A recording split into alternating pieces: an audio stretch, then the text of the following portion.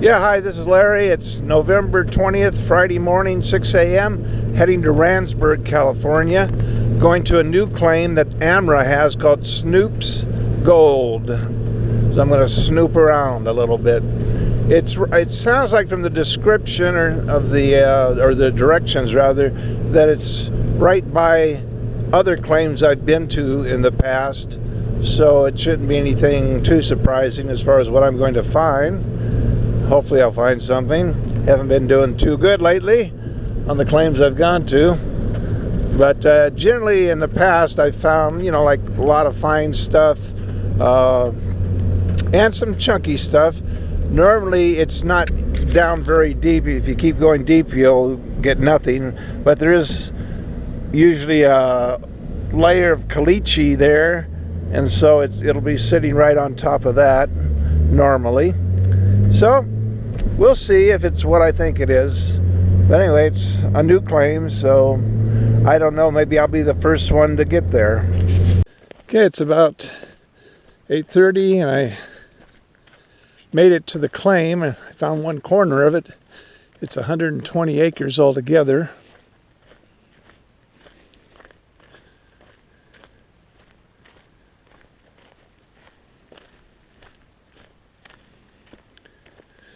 Snoops Gold, there it is.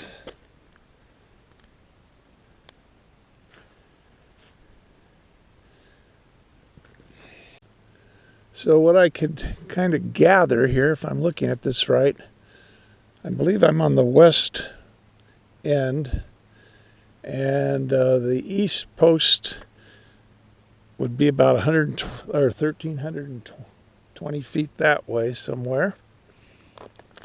And then it goes off in like a cube, and then it expands into, say, like 2 cubes, 4 cubes altogether.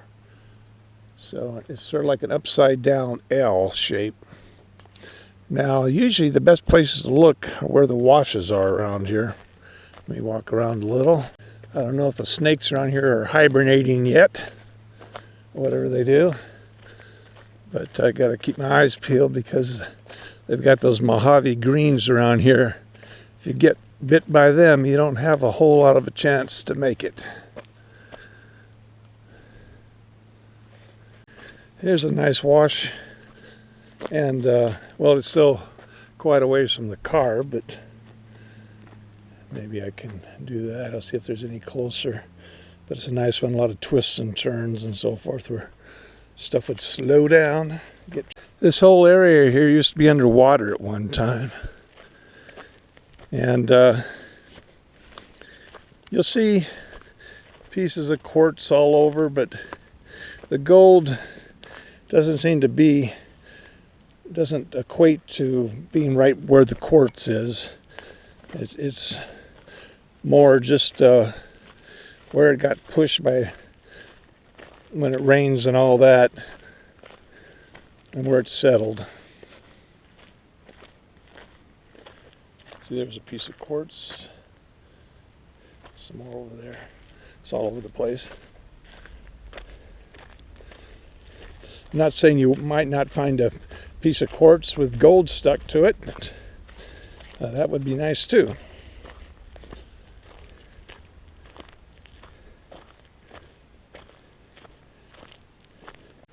Way over, well, not real far, but over that way. You can't see it from here. It's a Sleepy Bear mine. I've been there quite a few times. Then, let's see, where are we here? Then up in those hills, mountains, is where the Red Chispa is. It's another good claim. That's the Prospectors Club of Southern California have that claim. Okay, now I know I didn't see it. It's hidden behind this mound here. Here it is. So now I know. Now I know. So this would be the east post. Okay, so I'm okay. All right. The reason I could see it, there was an old post to a different claim. Okay, let's see. What's this claim? West Rand Gold number 5. So, okay. There we go. Now I'm okay. I feel more comfortable. So now I know it's going to run this way, and then it gets wider way over there someplace. But since I can't drive, this ground's pretty soft, I'll just I still gotta, as you can see, my car's over there, still gotta carry stuff quite a ways.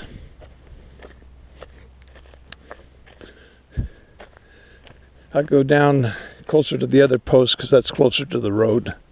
Well, I seem to be the only one in this whole area today. If one guy drove by, wanted to make sure I wasn't stuck or something, but that's it.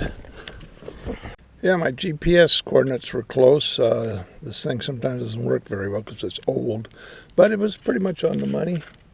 Well, I decided to set up my panning station right here at the claim line instead of hauling it all the way where my stuff is over there. So that should work pretty good. Now I got to go get everything set up. All right, I've got my dry washer set up. Now, what the best thing what you want to do in case you've never set up a dry washer before, and there's all different models. This is one I've had for years and years, called the Gold Duster, and made by a couple brothers that live down towards San Diego. I think one of them may have gotten killed in an auto accident. I'm not sure, but anyway. I'm going to be digging in this little wash here, and if you can set your machine up as close to where you're going to dig as possible, that's the best thing to do. That way you can just go right, because I have a grizzly on it to classify it, you can just dig right and shovel right into the machine instead of putting it in a bucket and carrying it to where you want to go and so forth and so on. You can't always do that. The other thing is, if it's a windy day, try to set up so you won't be dumping the dirt in the direction where the wind's going to blow it in your face. Now, I've probably got maybe 1 or 2 miles an hour wind here so far. I think it might get up to 7 miles. And sometimes it reverses and all that, but so far I'm okay because I'm a little bit against the wind, but this side of the wash is the only flat place I've got right here. If I put it over there, it just wouldn't work well. Okay, so that's dry washing 101. All right, I think I'm about ready to get to work. Now, I do have one problem. Since I'm digging in this wash, it gets a little bit damp just real quick. So I may have to try to run this stuff 2 or 3 times.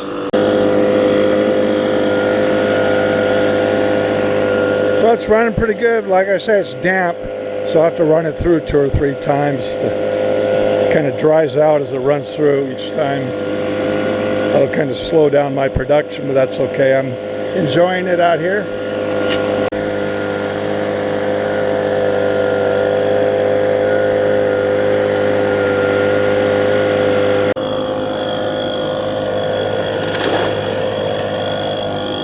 I'm going to raise the angle up a little bit. Well, how you do that is you just, adjust the chains. Because I think it might be running a little fast for this fine stuff in this area. I don't want it blowing out the end. Okay, I think that's going to run a little better now. A little slower. When you run the stuff through a second and third time because it's damp, it goes through pretty quickly because you've already classified it through the grizzly. So this is all you're getting is the finer stuff. All the rocks are at the other end at the head. Now I got to make an adjustment. I got a little angle on this thing that I don't. Now, a dry washer isn't going to have quite the percentage of recovery that a wet method would, but when you don't have water, this is what you do, and you hope for the best. Now, what you do, I turned it way down because I had to go get a bucket, because you don't ever want it once the hopper is empty. You don't ever want it running without a bucket underneath it, because it's going to start cleaning so much it's going to start knocking gold out of there. So what I do for my cleanup, I turn the machine back up, not all the way, but quite a ways, so so the vibration of the machine will work with me. It'll help knock the dirt into my bucket. I'll show you as soon as I turn it up here. Let me just unhook that. Okay.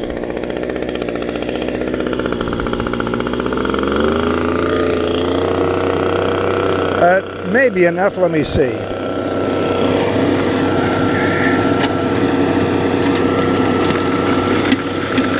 Yeah, see how that comes right down into my bucket?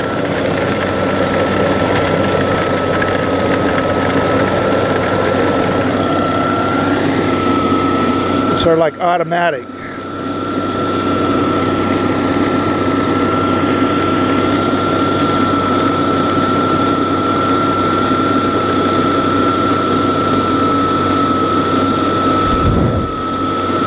And just like a sluice box, normally most of the gold is going to be in the first couple riffles,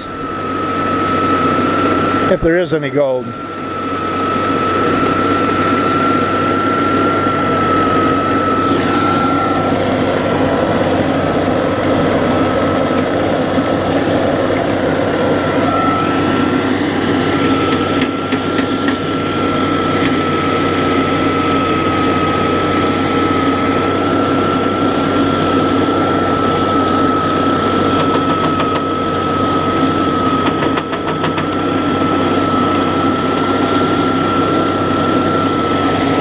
Okay, that's pretty good.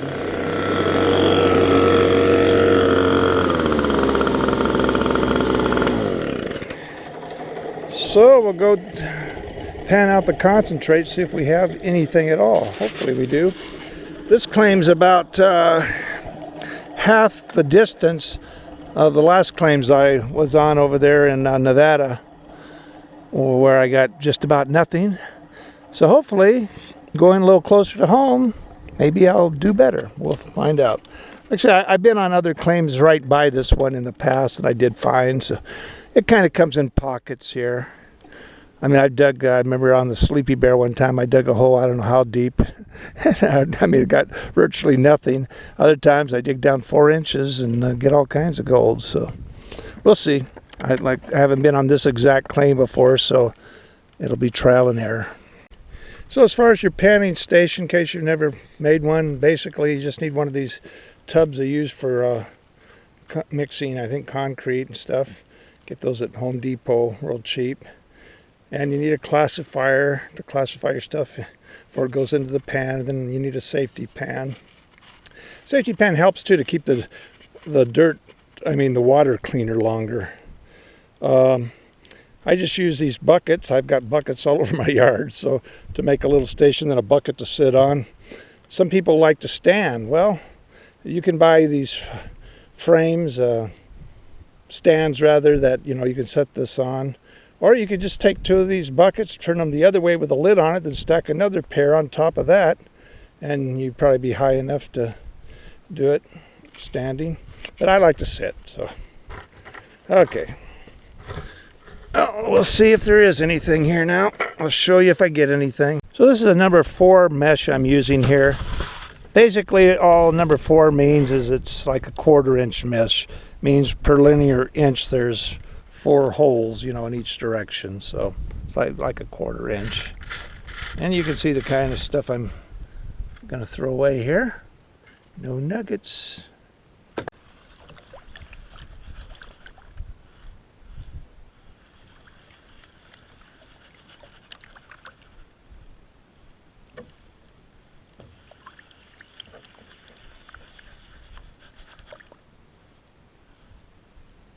Well, I'm very disappointed in the cleanup. You won't see it on the camera, but there are a couple specks in this batch. And I really don't even see any. I usually see a bunch of little pieces of tungsten because it's heavy too. But I'm just not on the gold there. I thought I would be in that little wash, but I guess it's just not washing down this far. Say there's a little bit, but not enough.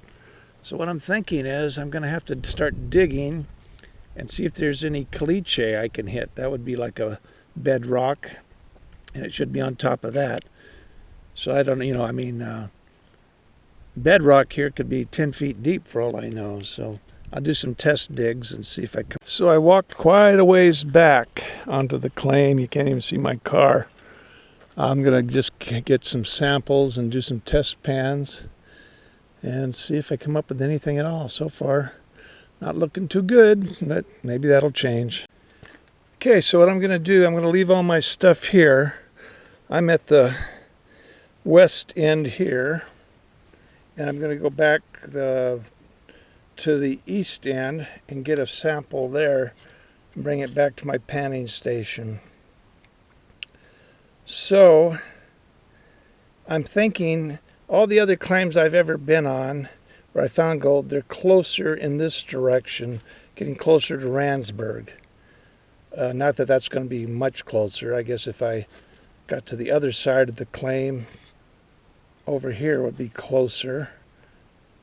But anyway, so I'll get a little sample at this spot here and see if there's anything. Okay. If not, I guess that's going to have to be it for today.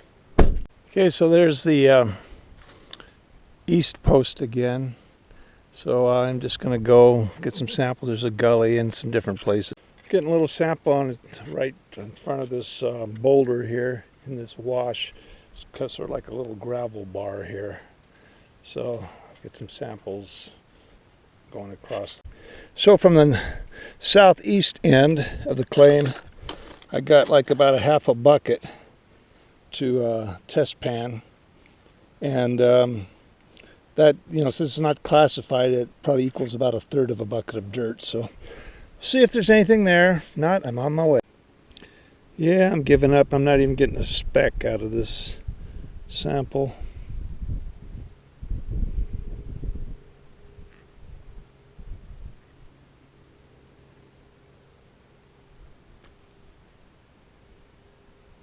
On the map here, I was in the west and east section here, this 40-acre section.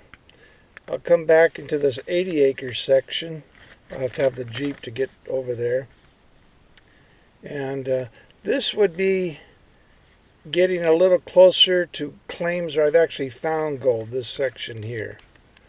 Not saying it's going to be there, but it would be getting closer anyway, so might have a fighting chance.